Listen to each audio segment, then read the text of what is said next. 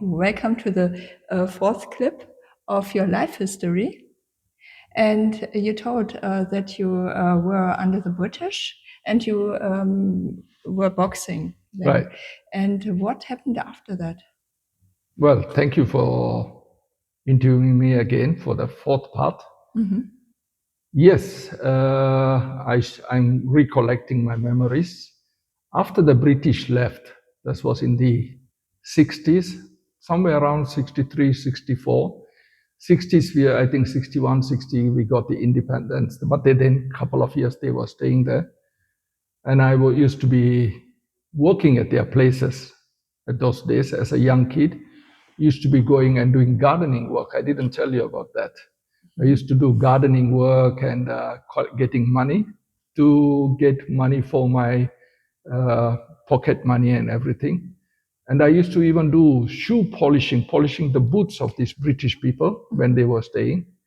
And I earn a lot of money, like about $5 per house. That's 5 Malaysian dollars at that time. We never call it ringgit. We say $5 in Malaysia per house. And I used to be having like about 10 houses, and I used to be getting like about 50 Malaysian ringgits in a week. That's a lot of money, and nearly about 200 ringgits, you can say. A normal worker used to be getting about 100 over ringgits at that time. And inclusive, I used to do shoe polishing. I was doing all kind of, dirty works, which people would say today. They are too shy to say they were doing this type of jobs. I'm not shy. I'm telling the truth. I used to do all these things. Cleaning drains. Cleaning drains is a very bad job, usually when you tell this to the Asian people. I used to sweep drains, cut grasses with a small knife, cut the grasses with my hand, no machines. And sweep drains, polish shoes, all the jobs which are not normal people don't do, I used to do. And collect my money and pay my fees for whatever purposes I need. This was how I was supporting myself. I never took any single cent from my parents. And how old are you? Who are you?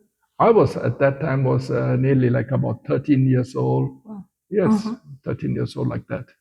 So I was born in 1949, so must be 13, 14, somewhere around there. I started doing this when I was already at about 12 years. I was doing this to support for the Indian martial arts and all these stuffs, and later into boxing. And with this, I started then when the British was still down there. I collected so much of money. With this money, I used to, before getting weights, before buying weights, I used to get, big tins. We have milk tins, big tins. Lactogen, we call it at that time, the milk tins, I remember. Put stones and cement inside, and a water pipe, raw pipes, put inside. And they used to carry weight, make weights, because I couldn't afford to buy the weight for weight training. So I was used to doing this kind of weight training for myself. No experience at all whether I was doing right or wrong. I don't know anything.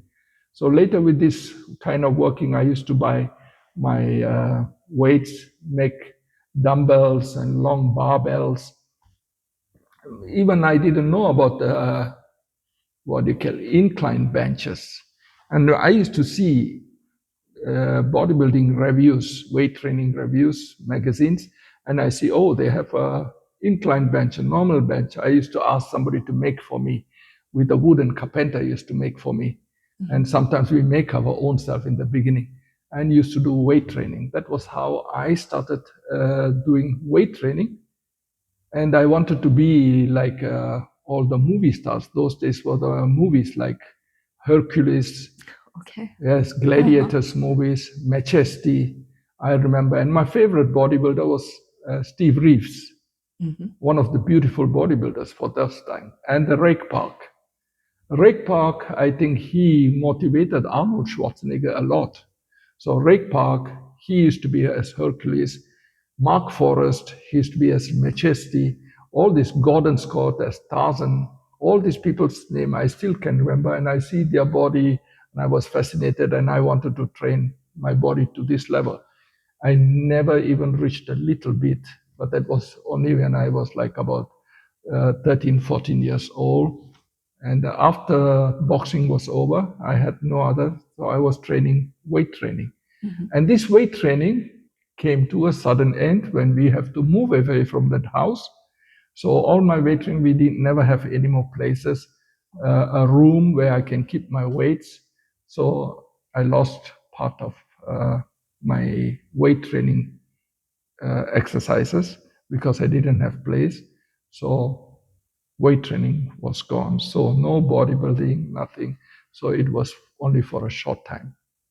So this was a small part of my weight training, which I was going through in my young time. Okay, very interesting, and you were very creative. Yes, I was because I didn't have financial aid, and I have to. And my father sometimes used to, later when I had the weights, he used to challenge me and see who can lift more weights.